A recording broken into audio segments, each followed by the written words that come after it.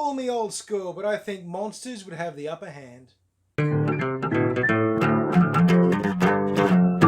Monsters vs. Aliens, released in 2009, directed by Rob Letterman and Conrad Vernon, starring Reese Witherspoon, Hugh Laurie, Seth Rogen, Will Arnett, Kiefer Sutherland, and Rainn Wilson. Actually, if you get a chance, go to the IMDb page and scroll down the rest of the voice actors.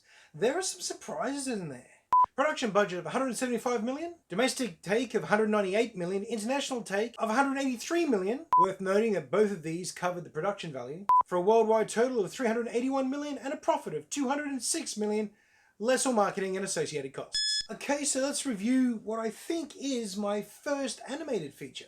Yeah, I think, no wait, I did the Star Wars one, didn't I? Still, here we go. Characters, alrighty, well this is full of them. This is quite an interesting and diverse cast. You got the Blob, you got the Missing Link, you got Cockroach Boy, and of course, Ginormica, who comes into it a little later. But they are fun. It's interesting to see the lives of these monsters, whilst they're in US captivity. It's very, well, boring, actually. And I like the fact that they played into how dull and boring and very 70s, maybe early 80s, the whole style and design of the containment facility is. And how much General Warmonger reflects that as well. Again, very 80s, very cool character design. Oh, yeah, that's right. There's the giant caterpillar moth thing. But all the monsters, they get along, they're very well done, they're very well presented and very well voice acted. I really quite enjoyed that. But it's the villain's gold. I really like the way they ran the villain in this. It's like one of those old school B or C grade sci-fis, and the villain's so very villainous for no real reason. They've done the clever thing where they made the evil bad guy villain actually likable. You like his dopey, doofus, evil self, and that's not an easy thing to do generally. Disney and Pixar have that in the bag, we know that. But this isn't them, this is DreamWorks, and they're not so good at it, so I was really quite impressed with this. All the other supporting characters are also fun, everything just fleshes it all out. Look, admittedly quite a few of them are just not needed, you don't really need them, but at the same time it wouldn't be as much fun without Mr. President. So much to my surprise, there are no real weak points in this film as far as characters go. So I'll be giving this a score of 3.5. Everyone's good, and everyone's a little bit better than good. They are quite memorable and thoroughly entertaining.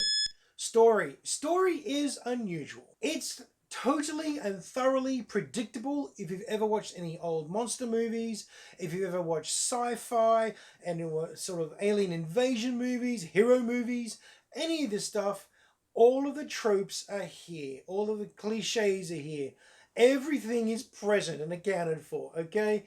The movie is predictable as sunrise. However, they then go and mix it up. They take a lot of the tropes and put them on their head. What you know is going to happen, and you're right, it happens as you expect, but they do it in such an entertaining way, well, along the way, that you don't mind. My favorite one is when the villain has captured Ginormica. And he's gloating because he's got her in the impenetrable cage and he has her all strung up and he'll be experimenting and stealing all her data and blah, blah, blah. You've seen this before.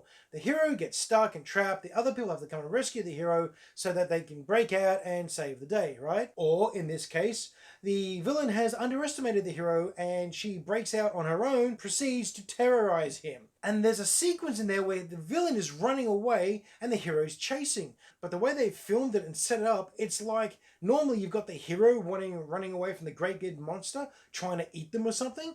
It's that sort of thing. It's that sequence. It's just flipped over. And the villain is just not prepared at all.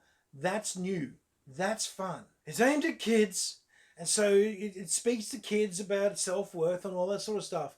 Doesn't beat you over the head with it. It's an entertaining way to do it, and I didn't mind that at all. And on the whole, it makes fun of every other sci-fi movie about aliens invading Earth. It also makes a mockery out of superhero movies in some ways, and the general monster trope. I'll be giving this story a 3.25. It is predictable. It is, in many ways, pedestrian, but it's at least presented in an entertaining and largely newish manner.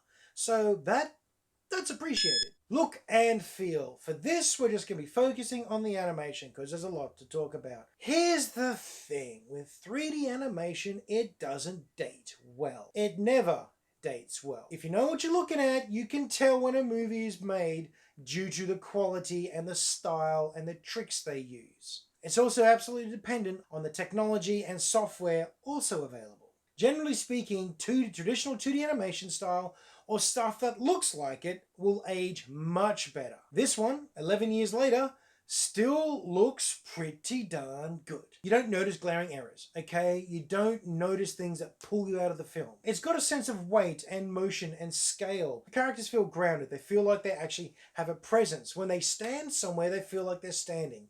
At no stage do they look like they're running along, sliding and floating. You see that in some animations and it's terrible. Hair and fur effects, water effects, particle effects, clothing, environmental stuff all look quite good. There's no obvious clipping errors or mesh problems. No textures are blinking in and out. Nothing's changing from scene to scene. No lighting disasters. You know, it's actually really well done. Everything that normally you will pick up on at some stage isn't here. Some shots look more unrealistic than others, but that's okay because the design of the characters is extra cartoony. It's meant to look super cartoony. Those great big eyes and the over-exaggerated hands and all that sort of stuff. So it honestly doesn't matter. And the other thing they really do well is scale. Ginormica is ginormous. And they make her move and react, and there's a weight to her that feels correct. Look and feel, I'll be giving a score of 3.5. Yes, it is dated. Yes, you can tell this isn't recent. This isn't a new film. But it holds up well. You can't really pull it apart. There's really nothing to complain about with the visuals. Script and dialogue. This is probably going to be a bit shorter, mainly because there's not much to talk about. The voice actors do their thing and do it very well. The villain is villainous, the heroes are heroic. Support characters support. The one-liners are generally funny. They've got some fairly memorable ones. They've also got some very memorable sequences. Good use of music, actually. Twice here. Two really good uses for music. Mr. President is a beast on the keyboard, and this is the other movie to have a dance-off to save the universe. Or at least the Earth. Ah! No. No! Basically does everything you need it to do. It doesn't fall down anywhere. The cheesy lines are cheesy on purpose. The heroic lines are terribly heroic. You know, it's everything you're expecting you get. There's no super surprises and there's no tragic downfalls in that. So, yeah, you know, it's good. It does its thing. Gets a 3. I mean, you know, 3's good. Fun factor. Hey, look, I always have a good time watching this movie. I've watched it quite a few times now. It's always enjoyable. I never regret watching it. The funny bits still make me smile, sometimes even make me laugh. The feel-good stuff makes me feel good. The bad guy cracks me up. And Mr. President is probably one of my favorite supporting characters in an animated feature.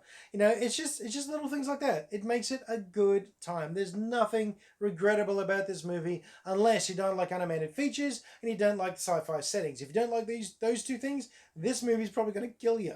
So don't watch it. If you don't like that, don't do it. You're going to be unhappy. So would I recommend it? Yes, I would. Just put it on, grab a coffee, sit back, enjoy yourself. There's nothing challenging about it. It's great family entertainment, or if you just feel like killing some time with a bit of a smile. Fun fact, it gets an easy 3. I mean, it's just fun. Final score. Add them all together, you get yourself a 16.25. That seems fair. It's pretty much a middle-of-the-road, average animated movie, but it's still a bit better than some, so, you know. Basically, I agree with me. Anyone else seen this one? What did you think about it? Did you agree with me? Or, you know, did you find it amazing or just boring? So there's my review.